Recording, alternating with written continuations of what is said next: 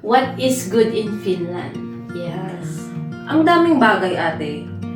Para sa akin, ang bansang to mismo, hindi siya perfect, ate. Hindi talaga rainbows and butterflies yung pag-stay dito talaga. Sobrang daming challenges. Pero yung opportunity na binigay ng bansang to, parang doon ko na-appreciate na this country helped me in ways na parang i-humble ko yung self ko, maging contented. Kasi dati pagpunta ko dito, ate, akala ko parang baka doon ako yayaman. Parang ganon. Pero pag nandito ka na pala, ate, i-humble ka talaga ng bansang to na hindi lang pala pera yung pinunta ko dito. Yung buhay na binigay ng bansang to.